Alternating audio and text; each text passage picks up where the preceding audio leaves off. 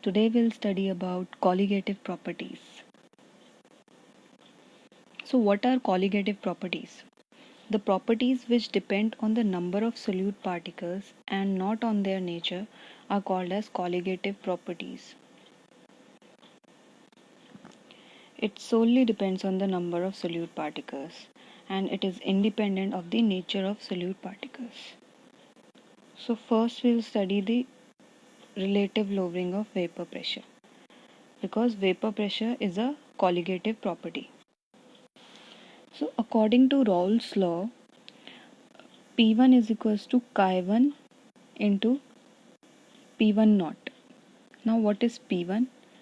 P1 is the partial pressure of the solution, chi1 is the mole fraction of solvent, and P1 naught is the partial pressure or vapor pressure of the pure solvent. Now the reduction in the vapor pressure of solvent is said to be delta P1. So delta P1 is equals to P1 naught minus P1, that is vapor pressure of the pure solvent minus vapor pressure of solution. So, and according to Raoult's law, P1 is equals to chi1 P1 naught. So we will put the value of P1 into this equation and we will get delta P1 is equals to P1 naught minus P1 naught into chi1. Now when you will take P1 naught as common, so what will you get? Delta P1 is equals to P1 naught into 1 minus chi1, and you know 1 minus chi1 is chi2. As it is a binary system, you have solute and solvent only, so 1 minus chi1 will be equals to chi2. So the final equation will be delta P1 is equals to chi2 into P1 naught.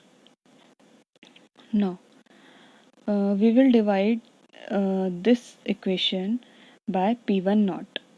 So what we will get? We will get only chi2. Let's see. We will divide the equation 1 by P1 naught. So equation 1 was that delta P1 is equals to this P1 naught minus P1. So we will divide it by P1 naught and we will get as chi2. Okay. Now chi2 is the mole fraction of solute. So mole fraction of solute is also equals to number of moles of solute upon number of moles of solute plus number of moles of solvent. So this is chi2 and we have put it into the equation. Now since the solution is very dilute, so N2, that is number of moles of solute, can be neglected in this equation. N2 in the denominator can be neglected. So our final equation will be N2 upon N1. So P1 naught minus P1 upon P1 naught will be equals to N2 upon N1. Also, this whole thing is the relative lowering of vapor pressure. Okay, so finally what will we get? N2 is the number of moles of solute and N1 is number of moles of solvent. So N2 can be put at as mass of solute upon molar mass of solute, because number of moles is equals to mass of solute upon molar mass of solute. Similarly, number of moles of solvent equals to mass of solvent divided by molar mass of solvent. So final equation of relative lowering of vapor pressure is this: P1 naught minus P1 upon P1 naught equals to W2 into M1 upon M2 into W1, where P1 naught is vapor pressure of pure solvent, P1 is vapor pressure of solution, W2 is mass of solute, M2 is molar mass of solute, M1 is molar mass of solvent, and W1 is mass of solvent. So this is the final equation.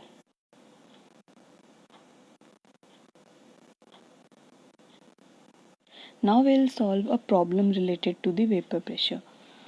For example, a question is given that vapor pressure of pure benzene at a certain temperature is 0.850 bar, and a non-volatile non-electrolyte solid weighs 0.5 gram is added to 39 gram of benzene, and vapor pressure of the solution is given as 0.845 bar.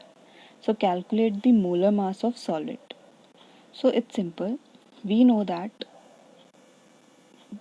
this equation what we have derived, that P1 naught minus P1 upon P1 naught is equals to W2 into M1 upon M2 into W1. So we know all these things in the question. So P1 naught is the vapor pressure of pure solvent. So what is P1 naught? So P1 naught is this 0.850 bar. This is the vapor pressure of pure solvent, that is pure benzene. Now vapor pressure of solution is 0.845 bar, that is P1. Now W2 is the mass of solute, that is mass of solute is 0.5 gram, that is mass of solid. Now molar mass of solute is to be find out, that is M2 we have to find, and W1 is mass of solvent, that is 39 grams, and molar mass of benzene is 78 grams per mole. So after putting all these value in the question, we will get M2, and M2 is 170 gram per mole. So it is very simple to calculate the molar mass of solute. Also, if we have to calculate any other quantity and all the other quantities of the equation are given, we can easily find. Now let us study about elevation of boiling point. So delta TB is known as the elevation of boiling point, and it is equals to TB minus TB naught. Now what is TB? TB is the boiling point of solution and TB naught is the boiling point of pure solvent. So the boiling point of solution is always greater than the boiling point of the pure solvent. You must have seen that when you add something to the pure water, it boils at higher temperature, right? So elevation of boiling point, that is delta TB, is directly proportional to molality, that is M. So delta TB is directly proportional to M. Therefore delta TB is equals to Kb into M, where Kb is the molar elevation constant or boiling point elevation constant, or it is also called as ebullioscopic constant. Now we know that molality is equals to number of moles of solute upon mass of solvent in kg. So moles of solute will be equals to mass of solute divided by molar mass of solute, and mass of solvent is in grams will be equals to W1 upon 1000. So it can be rearranged and it can be written as this: 1000 into W2 upon capital M2 into W1, where W2 is the mass of solute, W1 is mass of solvent, M2 is molar mass of solute, and 1000 is it is given because we have to tell the mass of solvent in grams, not in kg. Now delta TB is equals to Kb into molality, that is M, and M we have found this. So we will put whole this in the equation of delta TB, and we will get as delta TB is equals to Kb into 1000 into W2 upon M2 into W1. Just remember one thing, that 2 denotes for solute and 1 denotes for solvent. So M2, that is molar mass of solvent.